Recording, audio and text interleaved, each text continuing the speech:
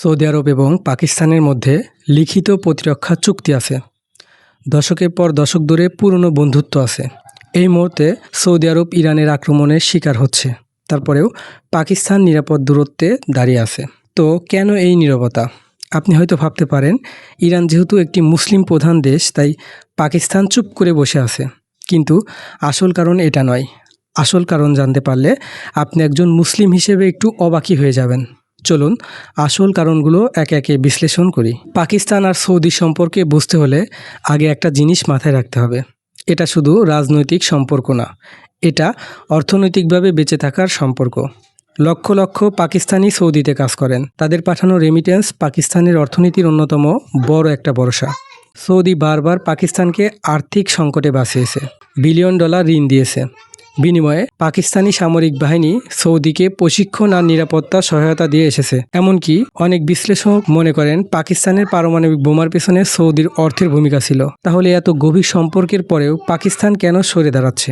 এর পেছনে তিনটা কারণ আছে, যেগুলো জানলে পুরো বিষয়টা আপনি ক্লিয়ার ধারণা পেয়ে যাবেন। প্রথম কারণ, পাকিস্তানের মোট জনসংখ্যা প্রায় 20% শিয়া মুসলমান। সংখ্যার বিচারে এটা বিশ্বের অন্যতম বৃহত্তম শিয়া জনগোষ্ঠী। পাকিস্তান যদি ইরানের বিরুদ্ধে সরাসরি যুদ্ধে নামে, তাহলে দেশের ভিতরে সুন্নি আর শিয়াদের মধ্যে যে উত্তেজনা আগে থেকে আসে, সেটা বিস্ফোরণের পর্যায়ে পৌঁছাবে। বাইরে একটা যুদ্ধ লড়তে গিয়ে ভেতরে পুরো দেশটা অস্থির হয়ে যাবে। ইসলামাবাদ এই হিসাবটা খুব ভালো করেই বোঝে। দ্বিতীয় কারণ, ইরান পাকিস্তানের সরাসরি প্রতিবেশী। সীমান্তে ভাগ করে নেওয়া দুটো দেশ। পাকিস্তান যদি ইরানকে শত্রু বানায়, তাহলে ইরান পাকিস্তানের বালুচিস্তানের বিদ্রোহীদের অস্ত্র সরবরাহ করবে এবং তাদের সমর্থন দেওয়া শুরু করবে। তখন পাকিস্তানের নিজের ভেতরে একটা নতুন সংকট তৈরি হবে, যেটা সামলানো আরও কঠিন হবে।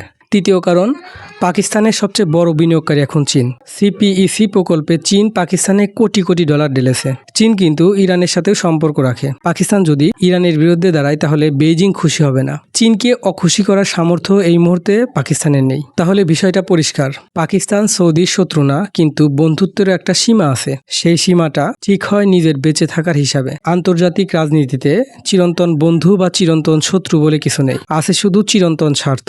এখন আপনাদের কাছে একটা প্রশ্ন রেখে যাচ্ছি, পাকিস্তানের এই চুপ থাকার কারণে কি পরবর্তীতে পাকিস্তান বিশাল ক্ষতির মুখে পড়তে যাচ্ছে, নাকি এটা তাদের কূটনৈতিক একটা ভাষা? কমেন্টে আপনার মতামত জানাতে পারেন।